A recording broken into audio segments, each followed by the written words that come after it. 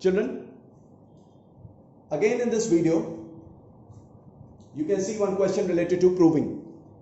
And the question states over here, if ax is equal to by is equal to cz, prove that x square upon yz plus y square upon zx plus z square upon xy is equal to bc upon a square plus ca upon b square plus ab upon c square. So as you can see over here, we have to prove the left hand side expression equal to the right hand side.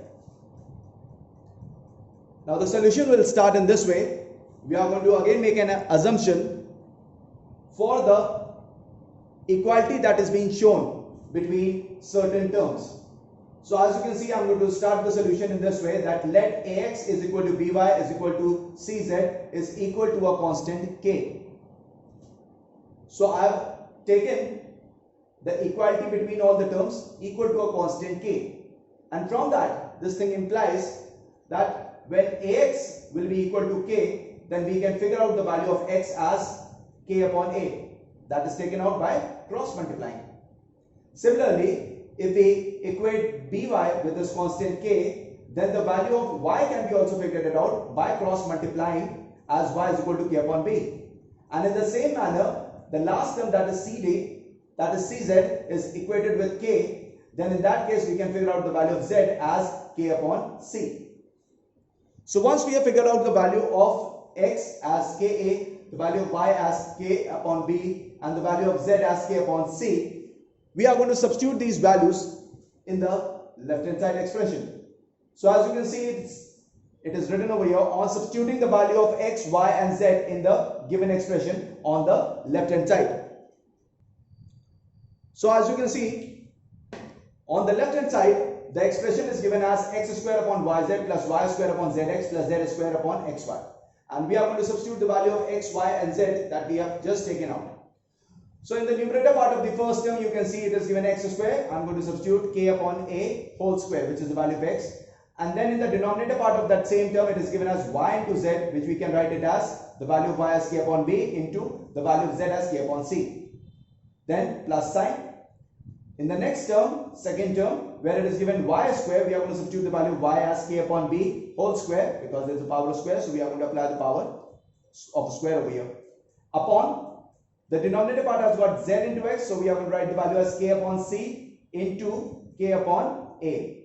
And similarly, copying the next part, as you can see, z square is given. So in place of z, we are going to write k upon c whole square upon, in the denominator part, x into y is given. So the value of x is k upon a into the value of y is k upon b.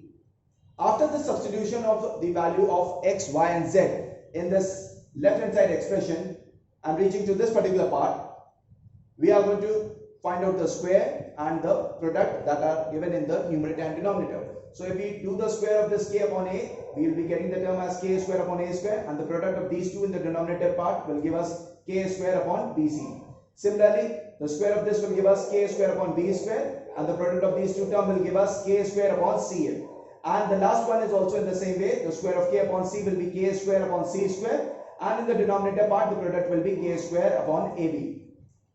Now, children, as you can see, that this is a fraction which has got in the numerator part a fraction, and in the denominator part also there is a fraction, and in both the fractions the numerator is same, so we can cancel k square, and the same is cancelled over here and in the third part also.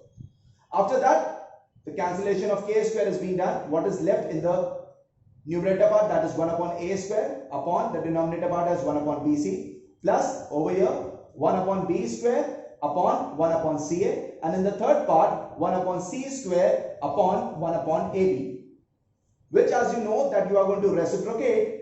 On reciprocating this 1 upon bc, it will give us the result as bc upon a square, plus on reciprocating the second part, it will give us ca upon b square, and for the third one it will give us ab upon c square.